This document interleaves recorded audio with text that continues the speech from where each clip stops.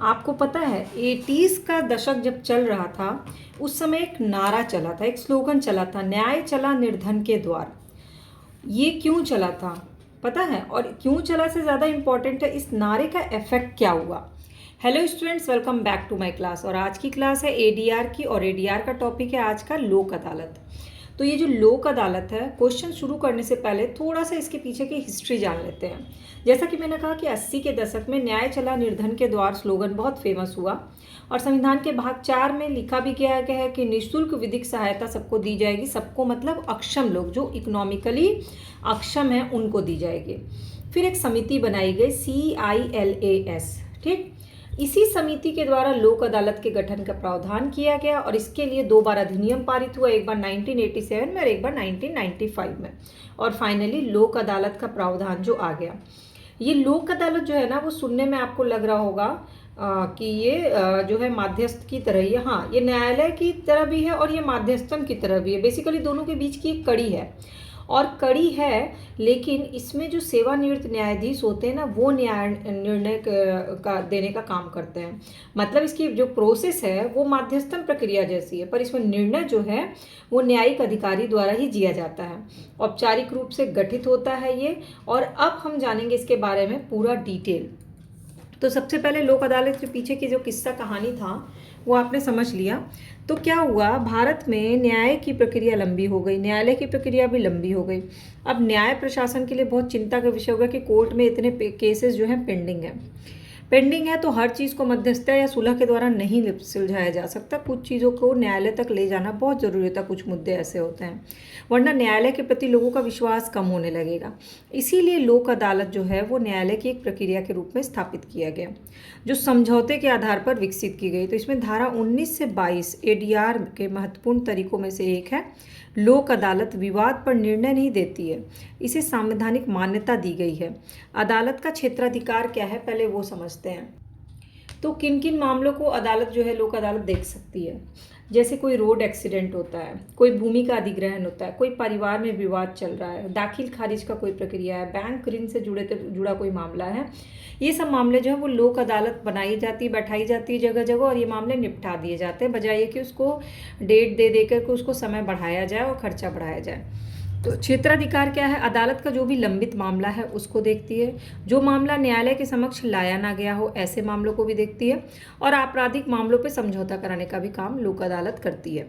इसका गठन तो नियमित रूप से स्टेट लीगल और एडवाइजरी बोर्ड द्वारा इसका जिला लेवल पर वैधानिक सहायता और सलाहकार समिति के रूप में इसका गठन किया गया। इसमें सेवानिवृत्त न्यायाधीश होते हैं, समाज सेवी होते हैं, जो कानून के शिक्षक है वो होते हैं, और जो कानून के विशेषज्ञ हैं ऑब्वियस वही लोग इसके मेंबर होंगे, वही लोग इसको देखेंगे। तो ये तो आपका इसमें सारे क्वेश्चन में ये कॉमन है। इसके बाद है वैधानिक सहायता परिषद। प्रत्येक जिले के लिए बार एसोसिएशन से सलाह लेके एक पैनल की नियुक्ति की जाती है। लोक अदालत का उद्देश्य क्या है? तो स्टार्टिंग में इन्हें मैंने बता दिया कि लोक अदालत का सबसे पहला उद्देश्य है त्वरित न्याय देना, न्याय तुरंत देना, जनता के बीच जागरूकता लाना ताकि उनका न्याय के प्रति विश्वास बना रहे। लोक अदालत का समाधान और कानूनी पवित्रता दोनों अदालत की तरह ही काम करता है। अदालत का आयोजन की प्रक्रिया तेजी से होती है, जगह जगह पे कानूनी प्रणाली के लिए एक पूरक की तरह काम करता है। जनता को औपचारिक सेटअप के बाहर मामला निपटाने का मौका देता है, और न्याय वितरण प्रणाली में भाग लेने के लिए जनता को सशक्त भी बनाता है। अब है लोक अदालत की प्रक्रिया क्या है। तो पहले तो जो मामले हैं उनका संज्ञान लिया जाएगा धारा 20 के तहत। फिर जो पक्षकार हैं वो आवेदन देंगे लोक अदालत में अपनी, फिर उनको सुनवाई के लिए बुलाया जाएगा, उनको सुनवाई का विपक्ष को भी पूरा अवसर दिया जाएगा। उसके बाद लोक अदालत सुनवाई शुरू करेगी, और सुनवाई के बाद जो डिसीजन देगी वो नैसर्गिक न्याय का सिद्धांत होगा। बिल्कुल कॉमन कीवर्ड्स हैं। फिर आता है लोक अदालत का पंचाट क्या है, वो कहाँ दिया हुआ है? तो धारा 21 में दिया हुआ है। तो लोक अदालत द्वारा किस प्रकार के मामले निर्णित किए जा सकते हैं? पहले लोक अदालत द्वारा केवल दीवानी, राजस्व, फौजदारी और विवाद देखे जाते थे, जैसे कि रोड एक्सीडेंट, मुआवजा संबंधी जो भी दावा है वो, भूमि के पट्टे का मामला, जमीन वन भूमि है, कोई बेगार श्रम कर रहा है, कोई भूमि अर्जन का मामला है, पारिवारिक झगड़ा है, बैंक ऋण है, ये सब मामले देखता था। अब लोक अदालत का महत्व क्या है? तो लोक अदालत की भागीदारी स्वैच्छिक है, विवादों को हल करने का वैकल्पिक एक मंच दिया गया है, आपको उसमें जाकर डिसीजन को देना है कि नहीं अपना वाद, या आपकी इच्छा पर है। त्वरित है, तुरंत मिल जाएगा, वहनीय है, आप उसका खर्चा वहन कर सकते हैं। न्याय के सिद्धांत पर आधारित है, कोशिश करेगा कि सबको सही न्याय मिले, समाज में सामंजस्य बना रहे, सद्भावना बनी रहे। और लोक अदालत का महत्व उसकी उपलब्धियों से लगाया जा सकता है। इसकी लोकप्रियता इतनी दिन दूनी चार रात चौगुनी बढ़ती जा रही है, तो पता चलता है कि लोक अदालत वाकई में भारत में काफ़ी सक्सेसफुल है। अब धारा जो 21 है वो कहती है, लोक अदालत द्वारा जारी किया गया प्रत्येक पंचाट दीवानी न्यायालय की एक डिक्री समझा जाएगा। मतलब जैसे ऑर्डर कोर्ट का डिक्री होता है, सेम इसका भी पंचाट उसी लेवल का माना जाता है। ऐसा प्रत्येक पंचाट अंतिम तथा पक्षों पर बाध्यकारी माना जाएगा, और ऐसे पंचाट के खिलाफ किसी न्यायालय में कोई अपील दायर नहीं की जा सकती है। ये याद रखिएगा, लोक अदालत ने जो डिसीजन दे दिया उसके खिलाफ अपील नहीं हो सकती। अगर लोक अदालत मामले का फैसला कर लेती है तो वहाँ न्यायालय पहले से जमा की गई कोर्ट फीस जो है वो वादकारी को लौटा देगी। अगर न्यायालय में भी वो केस चल रहा था, लोक अदालत में भी गया है, तो न्यायालय जो वो फीस लौटा देगी।